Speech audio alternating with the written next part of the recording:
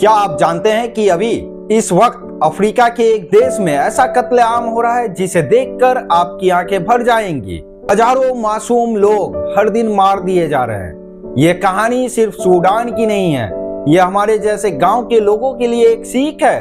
अगले कुछ मिनट में मैं आपको बताऊंगा कि कैसे दो सेनापति एक पूरे देश को तबाह कर देता है, और इस कहानी में ऐसा खुलासा है जो आपकी सोच पूरी तरीके से बदल देगा। तो देखते रहिए, क्योंकि आखिर 3 मिनट में आपको बताऊंगा कि हमारे भारत जैसे देशों को इससे क्या सीखना चाहिए। नमस्कार भाई, मैं हूं इकबाल, बिहार के एक गांव से।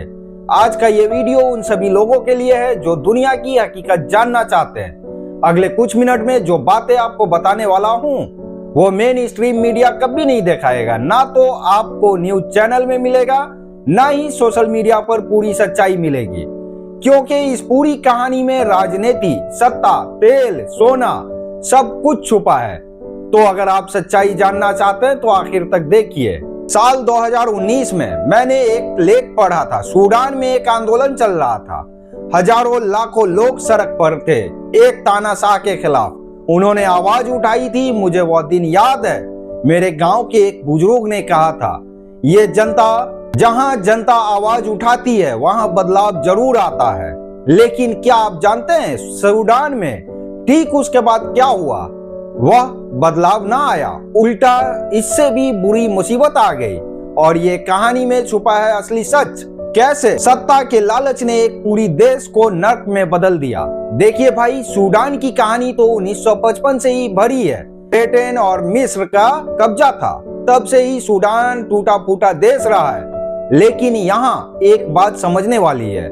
सूडान के 2 हिस्से थे। उत्तर में अरब और मुस्लिम लोग थे, दक्षिण में क्रिश्चियन और अफ्रीकन कम्युनिटी।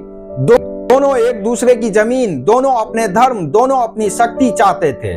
और तब से शुरू हुआ सिविल वॉर्स। 1955-1900 लोग मारे गए बिना किसी विकास के, बिना किसी शांति के, सिर्फ खून के प्याले भरते रहे। लेकिन यहाँ प्लॉट ट्विस्ट है। जब 2005 में दूसरा सिविल वॉर खत्म हुआ, तब सूडान में एक नया सेनापति आया, ओमान अल बशीर। ये वह आदमी बेतरह तानाशाह था। 30 सालों तक उसने सूडान को अपनी मुट्ठी में रखा। लेकिन 2019 में और यही सूडान की हकीकत सामने आती है। सूडान की जनता सड़कों पर उतर गई। हर गांव, हर शहर में प्रदर्शन चालू हो गया। 2018-19 में जब सूडान की मासूम जनता पूरी ताकत लगाकर बशीर के खिलाफ खड़ी हुई, तब एक आशा थी कि अब तो बदलाव आएगा, और आया भी, लेकिन गलत तरीके से। बशीर के हटने के बाद सूडान की कमान में आए 2 आर्मी जनरल, अब्दुल फतेह अल बरहन और मोहम्मद हमदान डिगोलो, जिसे हेमती कहते हैं। अब आप सोच रहे होंगे, दोनों ही तो सेना के सेनापति हैं, बशीर को हटाने के लिए मिलकर काम किया होगा, तो फिर लड़ाई क्यों?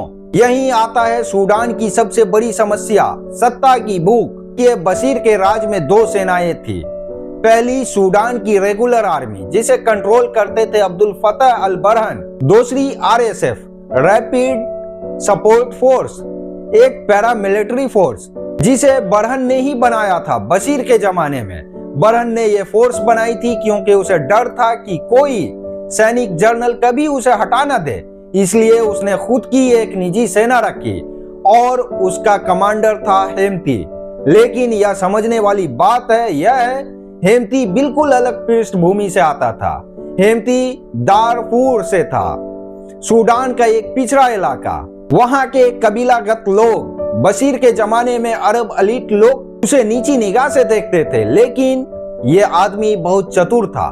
रैपिड सपोर्ट फोर्स में रहते हेमती ने अपना साम्राज्य खड़ा कर लिया।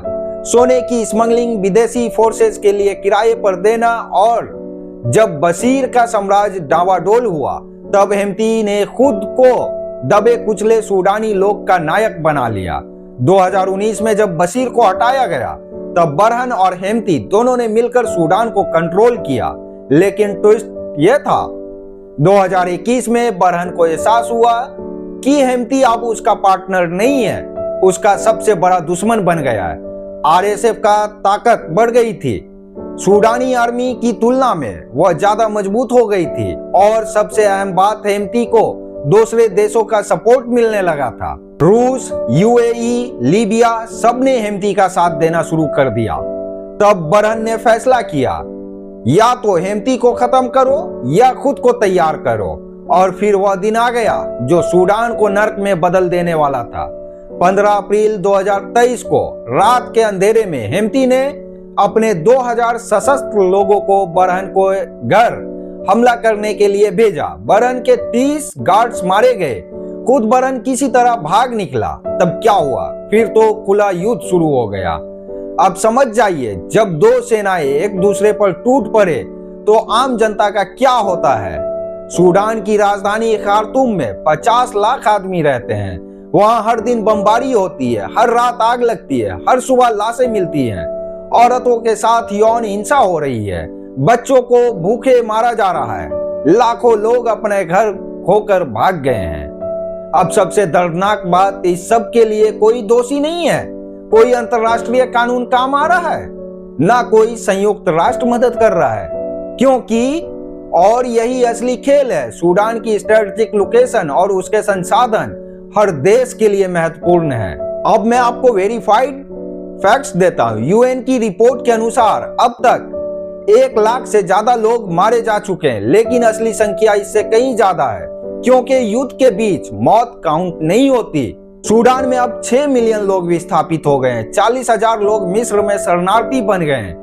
इन तमाम आंकड़ों को देखे तो समझ आता है ये कोई छोटी लड़ाई नहीं है। हेमती को सपोर्ट कर रहे हैं रूस, यूएई, लीबिया, सऊदी अरब। बरहन को सपोर्ट कर रहे हैं अमेरिका, मिस्र और कुछ अफ्रीकन देश। दूसरे देश अगर सपोर्ट दे रहे हैं तो सोचिए उनका क्या इंटरेस्ट हो सकता है। सूडान में है सोना, तेल, जिंक, चांदी। सूडान एक स्ट्रेटेजिक लोकेशन है, नील नदी के किनारे, रेड सी के पास। रेड सी से होकर सुएज कैनाल जाता है। ये दुनिया की 10 पल का रास्ता है। अगर सूडान में अस्थिरता रहती है तो पूरी दुनिया की अर्थव्यवस्था को धक्का लगता है। आप सोच रहे होंगे, इकबाल भाई, सूडान हजारों किलोमीटर दूर है, हमारे गांव से क्या लेना देना? तो सुनो भाई, हमारे गांव से सब कुछ लेना देना है।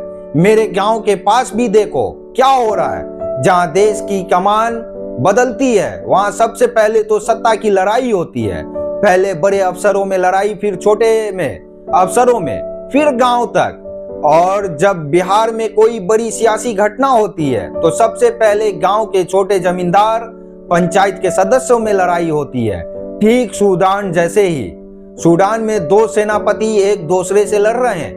भारत में भी क्या नहीं हुआ है। 1947 से लेकर आज तक कश्मीर की समस्या, पूर्वोत्तर राज्य, महाराष्ट्र कर्नाटक सीमा विवाद, सब जगह कौन लड़ता है सत्ता के लिए? सेनापति, राजनीतिक नेता, प्रशासकीय अफसर। और हर जगह भुक्तभोगी कौन होता है? हमारे जैसे आम गांव के लोग।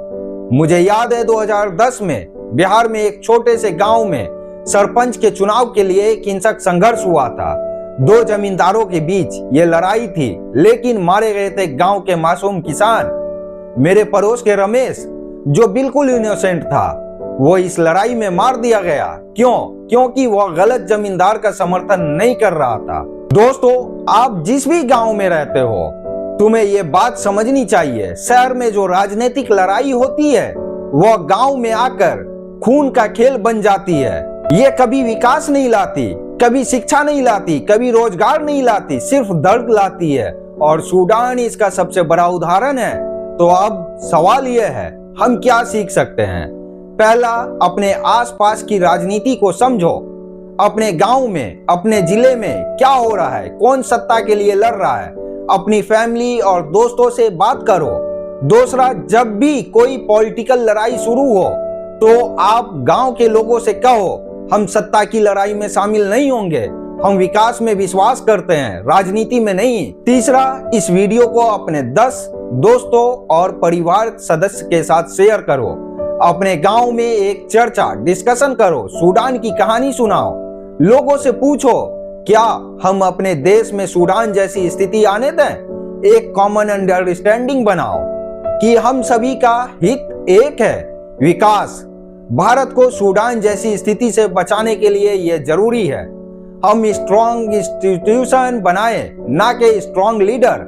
हम डेमोक्रेटिक वैल्यू को मजबूत करें, हम रीजनल डिस्प्यूट को शांतिपूर्ण तरीके से सुलझाएं, हम सैन्य शक्ति की जगह आर्थिक विकास को प्रायोरिटी दें। देखो, सूडान में ये सब कुछ नहीं था।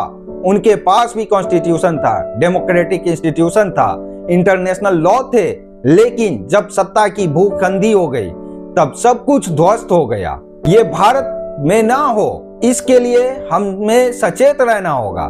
सचेत नागरिक ही देश को बचा सकता है। दोस्तों, अगर लगा कि मैंने सच बोला है और समझते हो कि हमारे गांव और देश के लिए यह जानकारी जरूरी है, तो अभी करें इस वीडियो को अपने 5 करीबी दोस्तों को शेयर करो।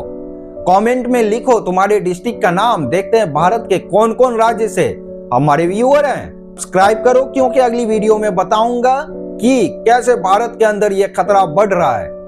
हमारे सब्सक्राइबर फैमिली में अब लाख से ज्यादा लोग हैं। मेरा टारगेट है 10 लाख, हर गांव से कम 50 लोग, क्योंकि यह सब कुछ तभी बदलेगा जब गांव की जनता सचेत हो जाएगी। ट्यूसडे को अपलोड होगी एक बहुत ही महत्वपूर्ण वीडियो। भारत में सूडान जैसी स्थिति आने के खतरे, सच्चाई आप जान ले।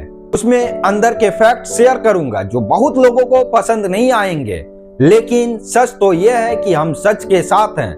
याद रखो, हम गांव के सामान्य लोग हैं। हमारी ताकत सिर्फ एक चीज में, एकता में। अगर हम एकजुट रहें, अगर हम अपने गांव और देश के बारे में सोचे, तो हमें कोई भी सूडान जैसी स्थिति में नहीं डाल सकता।